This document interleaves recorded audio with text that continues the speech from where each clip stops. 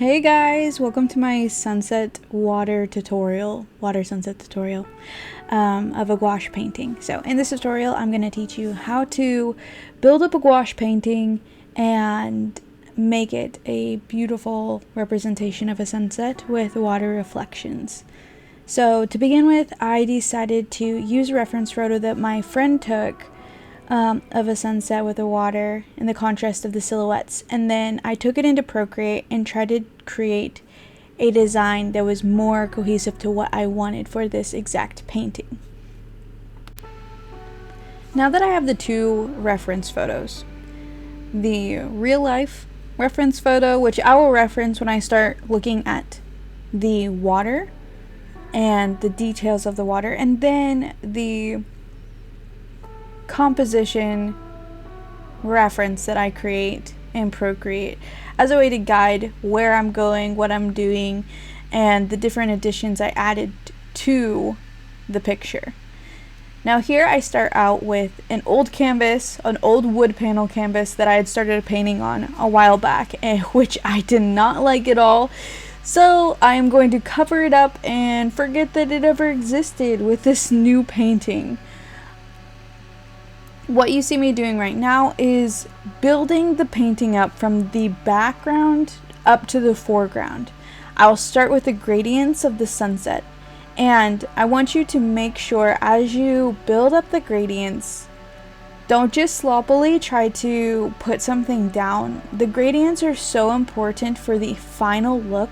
You want them to look beautifully blended, and the only way to get that is just to make sure that it is as close to how you want it as possible before you move on to the next layer, because you will not be able to come back and redo it later. Another important tip about building up gradients is always dry your brush or clean your brush in between adding new colors and gradients, and when you blend, make sure you have a dry, clean brush so that you're not dirtying the colors as you mix them together.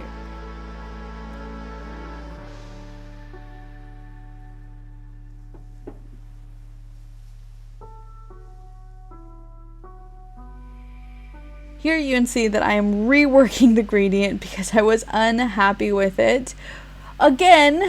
So I ended up spending the most time on the sunset gradient than any other part of this painting because I knew how important it would be for the final look. An important thing to remember as well, once you are finished with the gradient, make sure to let your background completely dry before you add any paint for the next layer. The next layer we're going to do is the silhouette of the foliage. So here I'm adding in all the foliage by just adding in shapes. Think of everything that you add as just another shape that you're adding. Don't overthink it and make it more complicated than it is. You're adding in shapes and shadows and light. Any painting, any drawing can be deduced to composition, shapes, light, and shadows. So right now, I'm not thinking about the final look for these next layers. I'm just trying to get the shapes in where I want them to see if I am building the composition that I want. Because to me, the composition is much more important for the final look than if I nail each individual piece now, because a painting is built up in layers. You're not going to be able to get a truly wonderful looking layer on the first go. You want to build up each layer of your painting with multiple layers. So this first base layer is me just blocking in all the shapes of the things that I want. Right now I'm blocking in the cloud shapes, trying to feel if this is the shape that I want for my clouds to end up, and I'm putting in the values where I think they should be. So what that means is I'm putting the light colors where I think the light color should go, and I'm putting in darker or mid-tone colors where the mid-tones and darker colors should be.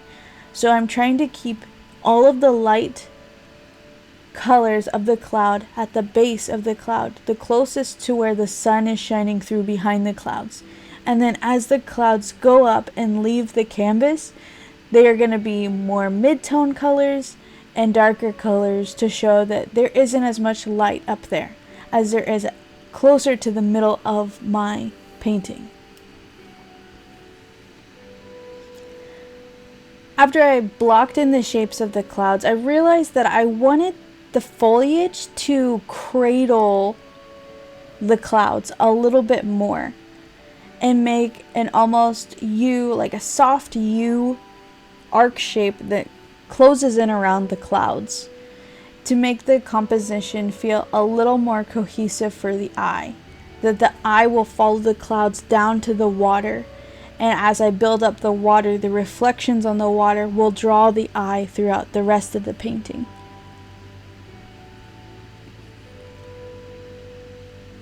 Now I'm building up some colors.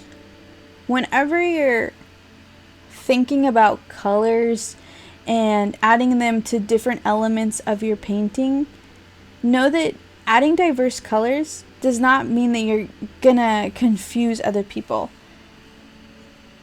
You want to add multiple colors to your elements to add more interest and intrigue.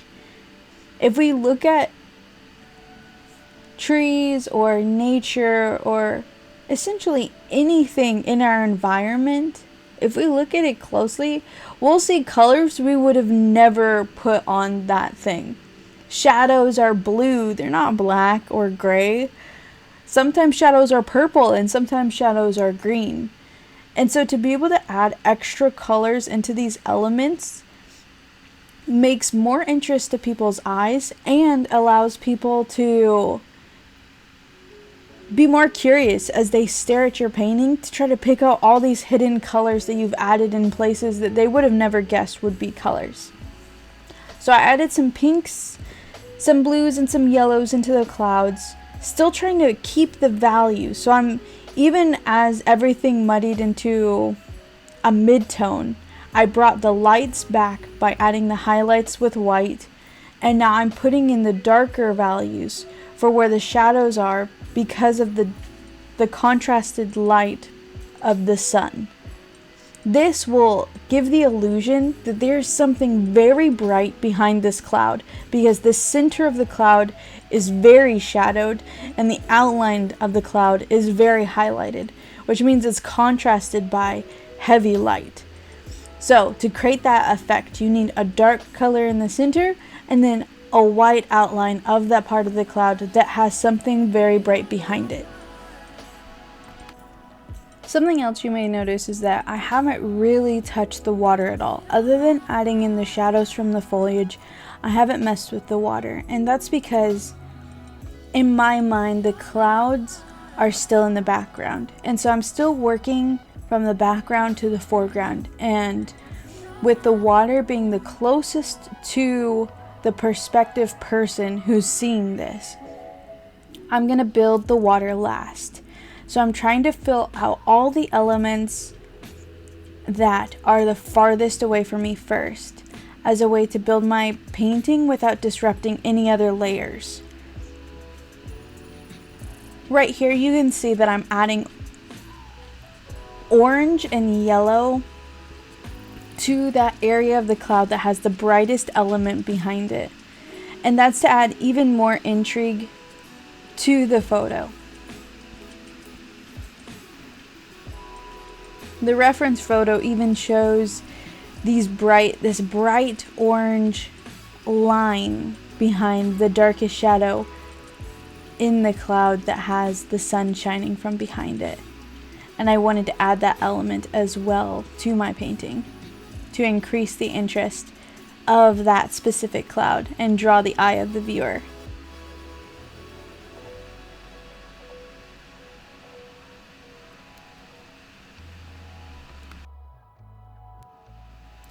Also, a mistake that I made was when I was washing one of my brushes, I dropped a drop of water on the water part of my painting, and so you can see that light dot right there.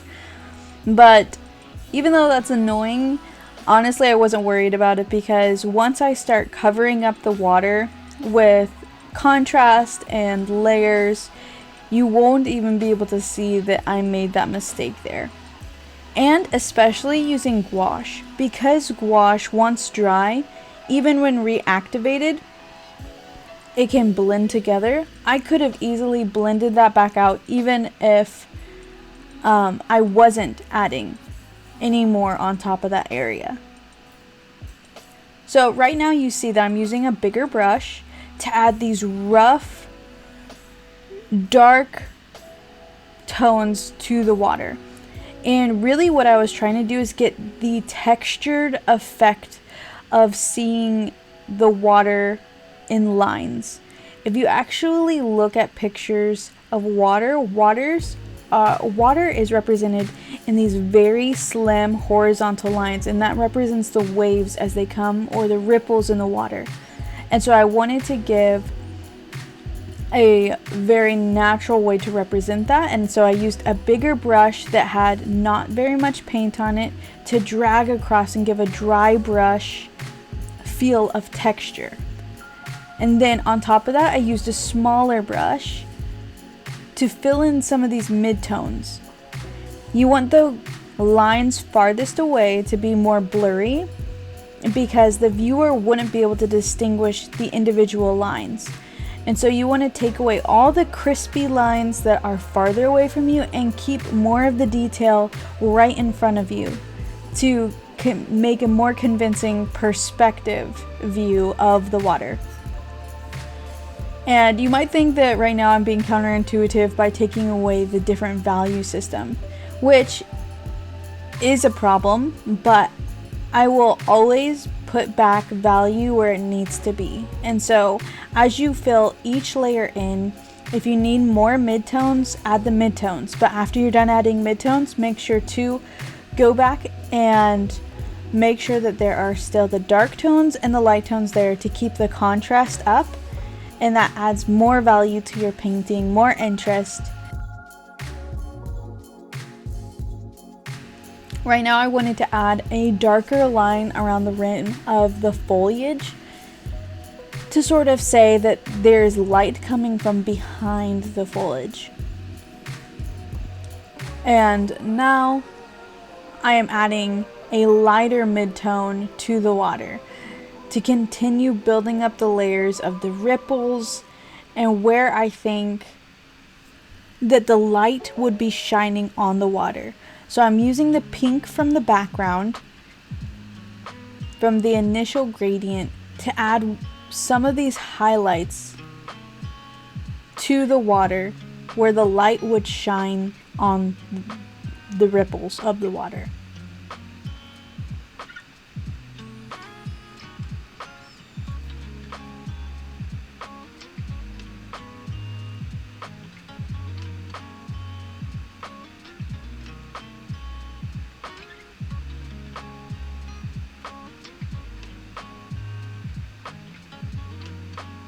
You're going to want to keep building those up until you feel like there is enough contrast where you think the light would be.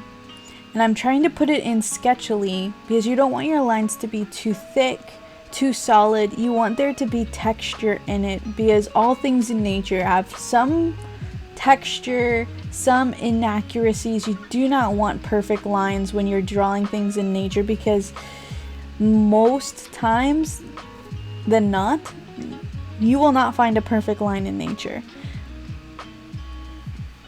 Now, I was using the initial reference that my photo reference that my friend took to build out the layers of this water, the shape of the water. Water ripples go in these in an almost net form. If you can imagine a fish net, there's the diamonds where the diamonds of the string. That doesn't make sense. You're gonna make shapes that are like squashed diamonds. The water ripples go and connect in these, you know that you make waves, but the waves connect in the low points. The high points connect with the low points, making this squashed diamond shape. You want to continue that shape. Okay, I know that description sounded so dumb, but look at that picture. It makes sense if you don't think about it. Look at the picture, the squashed diamonds. After you've created that squashed diamond shape based on the waves with the darker shadows under the highlights, I went in with the yellow from the background and I put in the base of the concentrated light coming from that cloud and the sun behind it. And then I put these tiny little highlights on the crest of all the waves that I had drawn.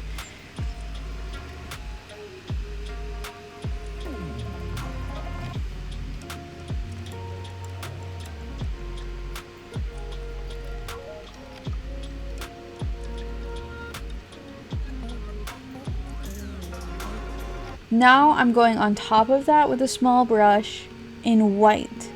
To make the contrast that much more, I need to build up the contrast of the light with the white to make all of those highlights on the water that much more convincing. Now I don't add all the highlights in the back layers as much because of the perspective, you won't be able to see all the details in the back. So again, put all of your details, your tiny details on the crests, all the tiny textures, put them more on the front of the waves closest to you than on the waves farther away from you. On the waves farther away from you, you want those waves to be more blurry and ambiguous. You just want the values to be seen in those farther away waves.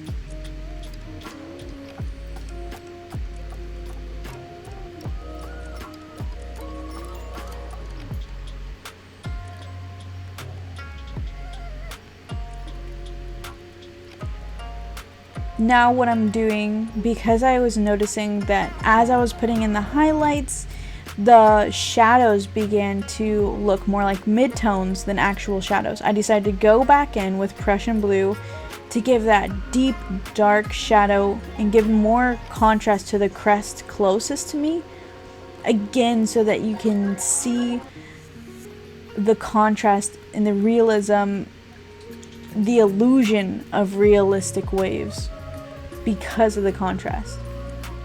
I'm putting in tiny bits of this darker blue to add value to the waves back, but because the lines are too crispy back there, you'll see in a little bit I will go and start blending that out.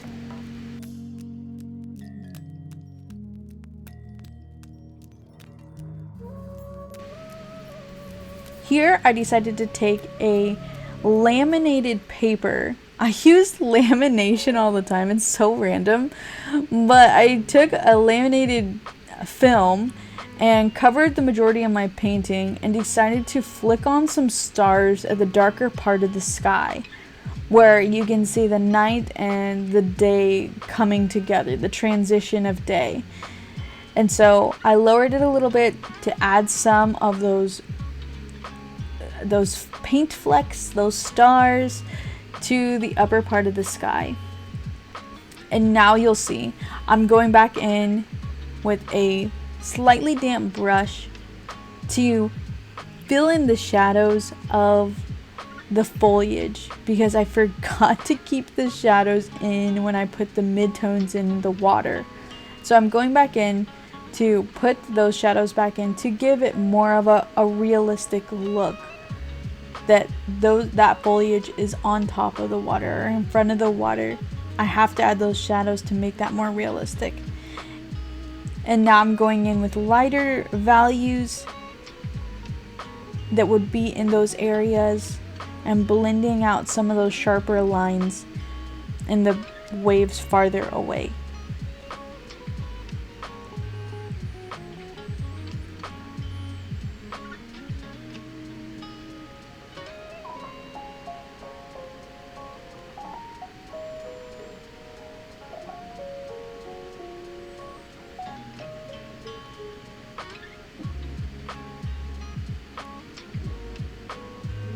And there you have it. You have now created a beautiful water sunset painting with some stars and the detail and layers. Remember, one of the most important things, wait for each layer to dry before you start a new layer. It will change your life. I promise you, no matter what medium you're doing, if you want extra crispy stuff, wait for layers to dry. Patience is key. I promise. It will look amazing if you do that. Also, like, what do people talk about in our tutorials? Like, do you just talk about, like, what you're doing? Like, I have no idea what I'm doing. Can somebody please tell me what you talk about on art tutorials? Anyways. Thanks for being here, guys. Thanks for sticking it through my tragic tutorial. I love you guys. Bye!